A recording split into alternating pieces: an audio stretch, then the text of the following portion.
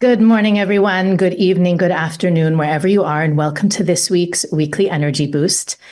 My name is Elisheva, and I'm here today with Eitan, and we are beginning what will be a month-long discussion on the power of self-reflection and self-evaluation. It'll be a month-long discussion with week-specific assignments and consciousness. But the general idea is that the month of Virgo that begins this week gives us a once-a-year opportunity to audit and to redesign the blueprint of our year. And every week within that month of Virgo allows us to do unique work. And usually this weekly energy that we're talking about today falls toward the beginning, if not the very first week of the month of Virgo, to give us the software, the potentiality to do this work in a way that is not only practical, that is not only meaningful, but that also brings results, which is something that we're all looking for in 2024. Weekly Energy Boost is a 7-day spiritual weather forecast where we aim to provide our listeners with the most practical and powerful tools to navigate the coming 7 days. We do that through the wisdom and tools of Kabbalah, and every episode ends up revealing tools and wisdom and techniques that you can use any week of the year, any year of your life. And even though for those of you who may have been listening for years already, this week, the combination, the chemistry that exists energetically this week hasn't existed before and won't exist again. And that's one of the things that the Kabbalists teach, and really is the premise of Weekly Energy Boost as a podcast, is to help our listeners really target their energy, manage your energy in a way so that you utilize the gifts that the universe wants to give us every week, and you prepare yourself not to fall into the potholes that exist along the path. And so today, Eitan and I are prepared to talk with you about this unique opportunity for self-evaluation. But I think before we even get into how to use this week, we have to be really careful and clear on how to use self-evaluation without falling into the habit that we all have at one time or another of self-judgment. Eitan, what do you think is the best way to approach or to set ourselves up so that we don't allow this process to bring us to guilt, shame, beating ourselves up as we begin that reflection process for the end of the Kabbalistic year? It's a good question, because very often, even when we are very critical about ourselves in a negative way, what's tricky about it, that we're saying some truthful thing that we need to change. So how do you find the balance to point out what I need to improve and to truly reflect and being honest and open heart about it without crushing? And the answer is very simple. I need to ask myself, after this reflection, I had 10 minutes reflection a day in this month, in this particular week. After these 10 minutes of reflection, of looking deep inside, certain mistakes I've done, not just this week, actually we're going to speak soon about reflection for the whole past year. But after these 10 minutes, am I energized and moving towards becoming better human being? Or am I just feeling down and less than? And feeling unenergized and motivated to become better version of myself.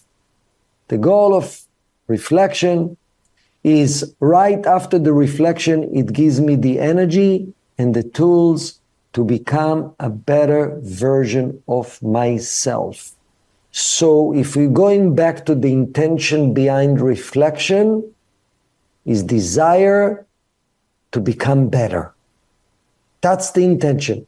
Desire to become better. And desire to become better will manifest itself in specific actions to become better. And we're humans. So very often when I realize about certain mistakes or certain downfalls, let's say you look at yourself and say, wow, I have jealousy. How many people can be proud of being jealous? Doesn't feel good to realize I'm jealous. There's a meanness to it. I'm not wishing well to someone else. And what I've learned from my teacher, but Rav Ashlag saying something amazing. When you reveal something about yourself today that you realize you're doing wrong, and maybe a week ago you didn't see it about yourself, where are you more elevated? When are you more elevated? Today, when you realize that things that you have a little shame about, jealousy, or a week ago? Actually, today you're more elevated because as you're getting closer to your potential, you're actually able to expose the negativity that was hidden last week or a month ago. So even though it's painful to see stuff that you want to change and you're not proud of, the mere fact that you see it, I'm telling myself, today I'm closer. Today I'm closer. I'm actually elevating. You know, I think what you just shared is going to inspire a certain group of people who are naturally motivated to be better, to do better, to grow and to improve. There's also a lot of people out there that are not yet at that stage, that they're really looking more to get by, get through. Even, you know, I'm thinking about a student that I had a conversation with, and she was triggered by some criticism at work and felt terrible about herself and just was spiraling and couldn't get out. And she's asking me, why do I keep falling like this? What can I do to keep myself from having this criticism or it was constructive. There wasn't accusations. It wasn't violent or anything like that, but she just felt so bad about herself. And I think for people that are, let's say, looking from behind and thinking, how can I live a better life? How can I not fall like this? Or what can I do to be happier, to be stronger? Part of the reason this self-reflection process is so important is because it's what allows us to, or let's say it removes the need of the universe to throw things in our face. So what I mean by that is, let's say if you take that example that this person who received some negative feedback at work and was having trouble digesting it, and it became a self-worth issue instead of actual listening to the feedback. How can I grow from it? What can I learn from it? And then taking action. One of the biggest incentives I feel about doing this work of self-reflection, which again, it's recommended to do every day of the year, but it becomes so much more a part of the spiritual work of this month, is that many times the challenges that we face come to us to show us something we need to work on.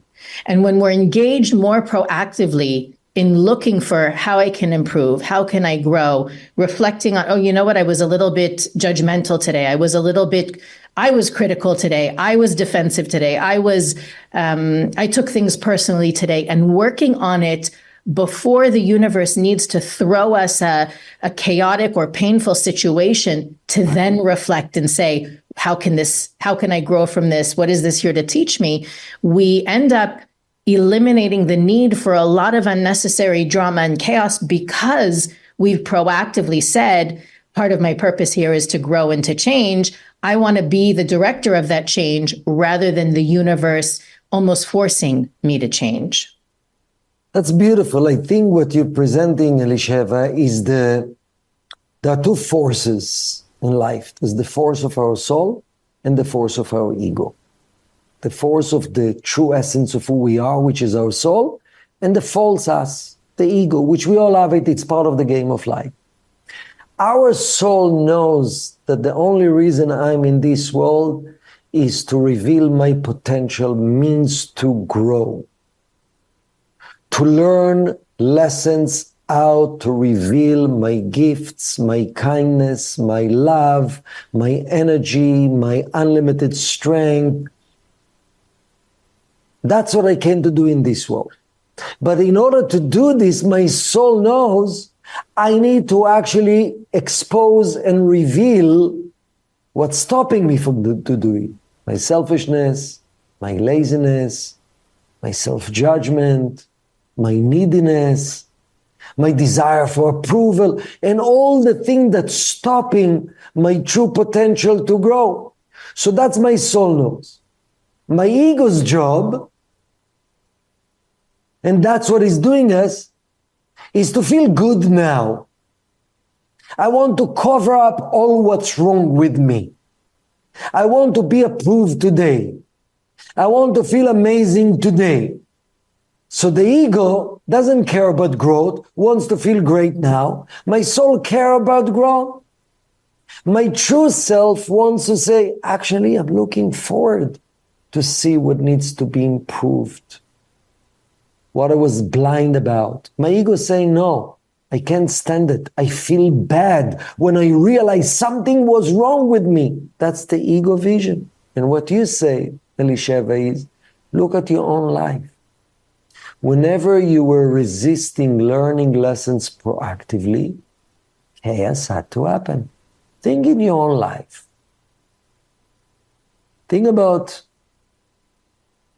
major chaos that you experienced in your life in the last 5 years, or major challenge, or major pain. Can be around health, can be around relationship, can be around, God forbid, death of someone, can be around major money loss, can be around lawsuit, can be around something that you called at that time major challenge, major pain. And then realize and reflect how that pain or that chaos forced you to learn certain lessons about your life. Sometimes about people you can trust and people not. Sometimes about all the behavior that it forced you to actually act differently. Sometimes it caused you to realize you need to be a better parent and pay attention to the priorities of life, not to the nonsense of life. So what Elisheva mentioned is, you have a choice. If you're going to listen to the ego and say, no, I'm good. I don't want to look at anything I need to improve. I don't want anybody else to tell me, and I don't want to focus. I love myself. Love myself means everything is okay. Accept myself and please other people accept me the way I am. I don't want to look at this even. What's going to happen? You choose a path that you need external shakeups from the universe to learn lessons about yourself. The other choice, by the Kabbalah, is saying proactively, while this month, it's a powerful month because this month of Virgo, this month of, in the ancient Kabbalistic word, the Elul, is the month before Rosh Hashanah, is the month that can give us in a most truthful way, truthful and objective examinations of what needs to be improved more than any other month, but every day it's good to reflect. So the other proactive approach is, I'm looking forward to realize where I need to improve. Certain positive action I need to put out there, and certain negative disciplines, thoughts, behaviors, feeling I want to start to reduce.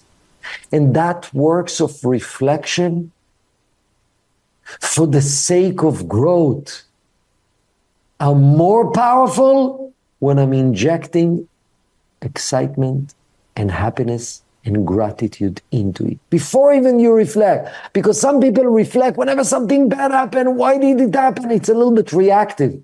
Imagine you take, especially this week, and the entire month will encourage you. You decided, I'm taking 15 minutes a day.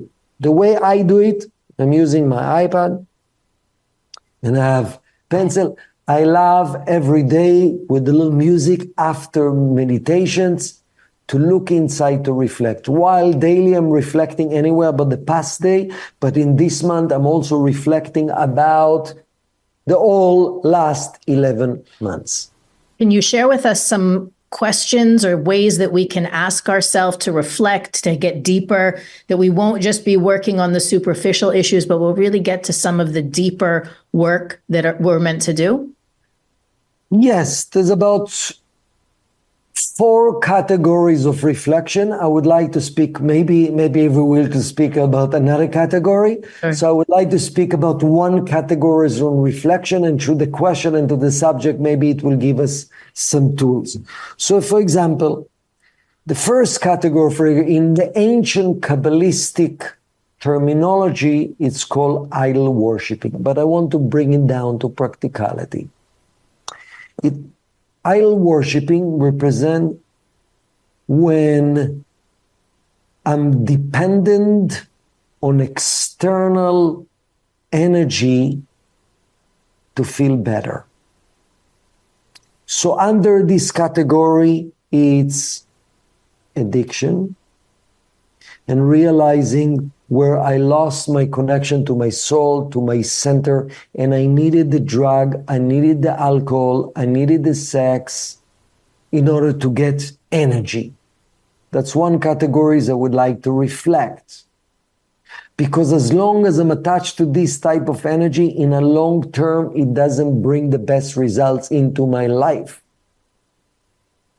Another category within idol worshiping is needing approval and recognition from other people and being upset when I'm not getting recognition and approval from other people. So that's a huge category for all of us. Think about it. So many times we are so consumed with our energy, with our mind of wanting to get the appreciation from other people, or upset that I didn't get the approval and the recognition and the appreciation from other people. And when I'm consumed with this energy, you know what I'm disconnecting? I'm disconnecting from the real energy of my soul. Instead of waiting for the energy to come from the outside, I need to look and to trust that the energy come here, but it's tough in real life challenges. So when I'm saying about reflection, in what specific circumstances in my life I was too attached to the energy from the outside, with addiction, with approval and recognition, with anger. Let's go back. Sometimes you need to look at your calendar, meetings that you had. Maybe you look at contact list and say, I got angry with that person 6 months ago. Yeah, but they were totally wrong. Listen, every time you engage with the wrong energy, not soul energy, ego energy, reactive energy, you're planting a seed of negativity in your life. Do you really want it? Do you want seeds of anger inside your system? Your system is your mind, your system is your heart, your system is every cell of your body. Do you want that? I don't want it. That's the reason I want to reflect, because through reflection, you can go back in time and actually experience and vision exactly what happened in that moment, but deciding, you know what, if that situation happening now, I would react differently. I'm going to let go of anger, because what is anger? I'm feeling lack. I'm feeling upset. I don't know how to soothe myself. I don't know how to fix this bad feeling. And through anger at someone or at something or at myself, I'm stimulating myself with false energy that becomes negative energy in my life. So that's part of idol worshiping. I'm using different energy. Business, it's a major area. What is business? Money can be idol worshiping. The fact that I lost sense of integrity because I'm so worried about money, and there are some incident in the past year that you made the wrong decisions which are not so kosher around money, just because you need this energy. Or another category around money. that you would worship people with money, and you will lose your own sense of self with certain people with power, prestige, money, how they look in the eyes of the world. Are you really proud of yourself in a soul level when you've done it? What is some of the decision that you made in the past year that not based on soul, based on it looks good, I'm going to get more from that, feeling good for a second. So this is some of the examples of the first category I would work and sit. And by the way, there's magic to journaling. When you start to write, for some reason, writing connects straight to the subconscious. It's beyond thinking. And some of you might think, but I don't remember anything. As you start to remember one thing, other things will come up. So I would write first what's actually happened, with whom, how did I feel, what is the lesson, if that situation will come again, what would I do different, and can I take a commitment for the future? Those are some of the questions I would ask myself. It's so interesting for me, when I step back and I hear what you're saying and I look at the wisdom of Kabbalah and the teachings on how to really take advantage and be supported in this work, right? The month of Virgo begins, the new moon is on Tuesday and Wednesday this week. Wednesday is the actual first day of the month of Leo, but we've explained before, sometimes that energy, it takes 2 days to plant that seed. And if you know Virgos, or if you are a Virgo, you know that one of the Achilles heels of a Virgo, or someone with a lot of Virgo in their astrological chart, is that they're very self-critical. They're critical of others, but they are their worst critic. And it's perfect, very divinely ordained that this work is done in a time where we're surrounded with, or we're infused with the ability to see more clearly, to be able to identify the seed or the root cause of issues and challenges. But because that Virgo tendency to beat oneself up, to be self-critical, to be self-judgmental, because it's so strong and it's such an easy trap to fall into. Sometimes I think it even feels spiritual when you say, I'm such a terrible person, I can't believe I did that. It sounds like we're taking responsibility, but it's not, because beating ourselves up doesn't lead us to action. It's really paralyzing or immobilizing. So I think we need to talk just a couple minutes about how to do this work in a space of self-forgiveness, in a knowing that there was also divine ordination in the mistakes that I've made, and my imperfections are actually perfect for me. So before we get into that self-reflection and the evaluating process, I think we need to make sure to infuse it with the compassion, the forgiveness, I often remind students, especially when focusing on something that's in the past that didn't just happen last week, we really have to look at it through the lens of whether it's me or someone else I need to forgive. They were doing the best that they could in that moment, right? With the tools and the knowledge that they had, right? Even if you felt threatened or defensive or whatever you were feeling that made you say or do what you said or did, at that moment, that was all you could do. And maybe you have some insight or some advice on how to make sure that this process of the month of Virgo and this week specifically can be done with mercy, with love, and with compassion. Yes, first, you said something important. You said divine imperfection or divine mistakes.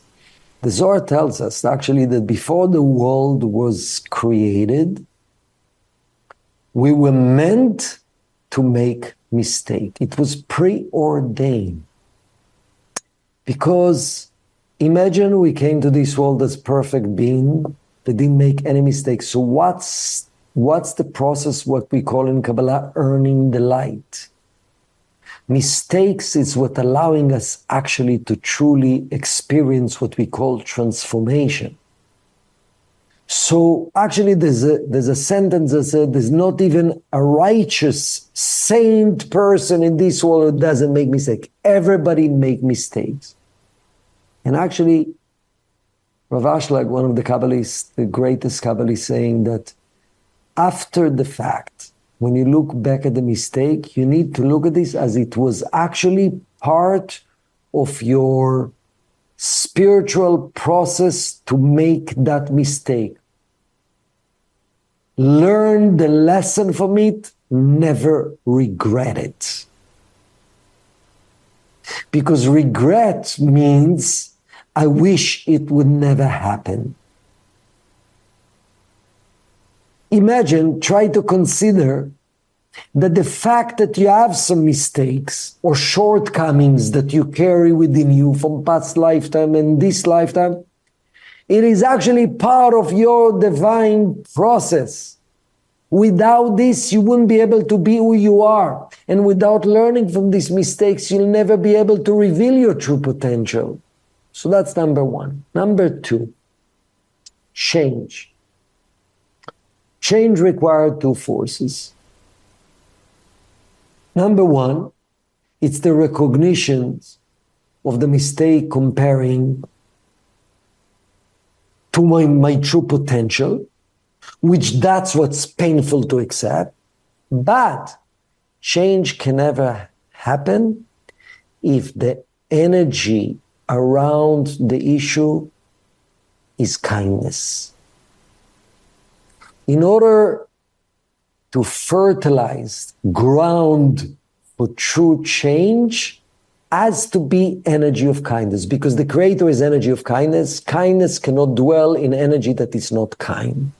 So practically it means if I'm beating myself up and I'm not kind to myself and something is wrong with me, I'm so far from my potential, I did horrible mistakes, I have to change and I'm down. What type of energy and frequency existing here? Harshness, judgment. I'm less than.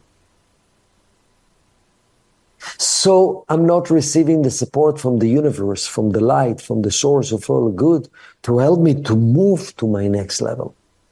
The other ways, first,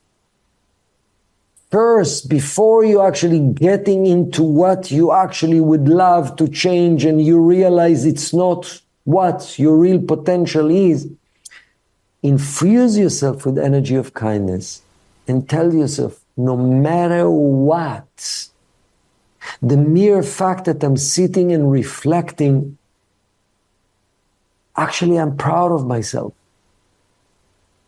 And I like myself. What is to be kind with myself? To like myself and to believe in myself. And when you're injecting these thoughts, and then you say, I see this is wrong, and then be brutally honest with yourself at the same time. But don't lose that energy of believing in yourself. Think about your child,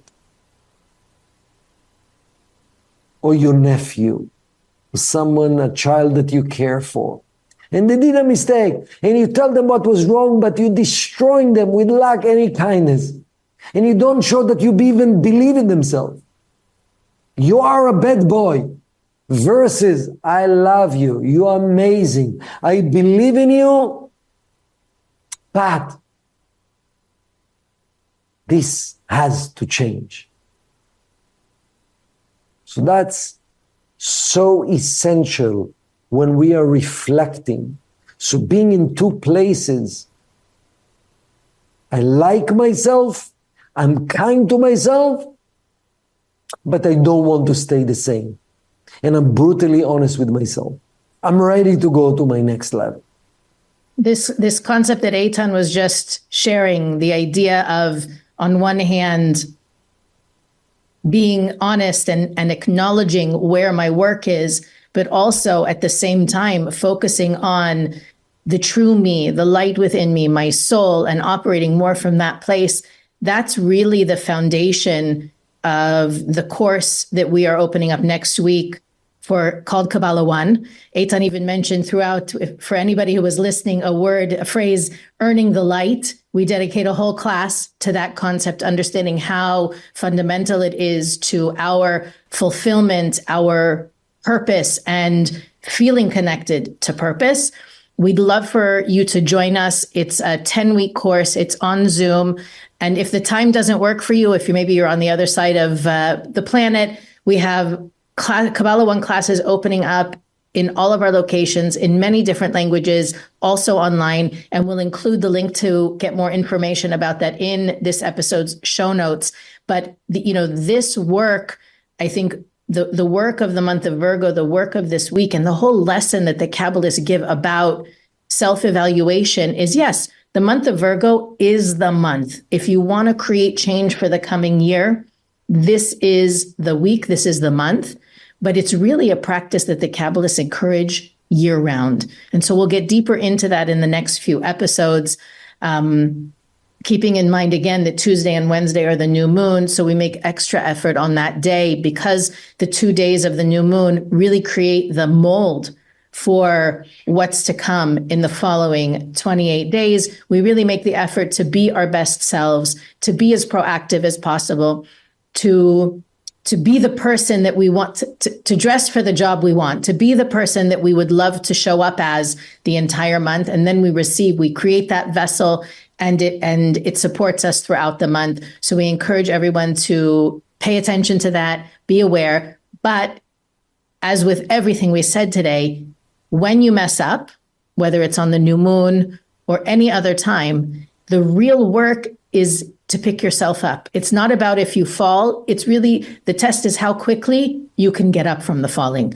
And so the trick or the work of this week and this month is to be light about this work. The Kabbalists even say to go so far as to get excited every time you notice something else. Every morning or evening when you journal about where your work is and you discover something new, not to be upset, not to be frustrated, not to feel blindsided, but to get excited, because you can only work on what you're aware of.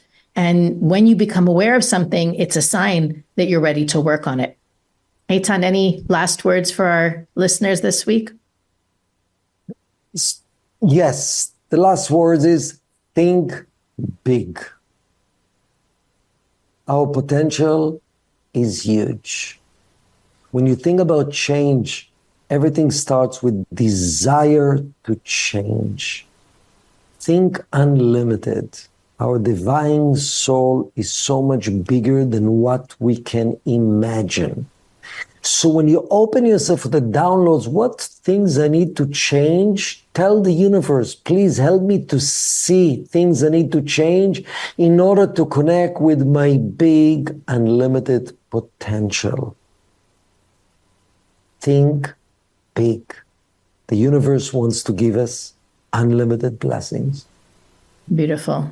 I think that's a great way to go into this week and the month of Virgo. As always, you can find Weekly Energy Boost on all podcast platforms, YouTube, Facebook, and Instagram. You can follow us on social media to be supported throughout the week with more content, more information on how to do this work. We also encourage you to visit weeklyenergyboost.com, where you can find the links for Kabbalah 1 all over the world, as well as the other things that we want our listeners to be aware of. You can click the donate button there and help make our podcast possible. But as always, we love it when we hear from students, people out there who are saying, a friend sent me this episode. I have a question for you. Keep sharing, keep sending this to whoever. This is one of those episodes that everyone needs to hear. So continue to share it. And we'll see you next week on the Weekly Energy Boost. Best.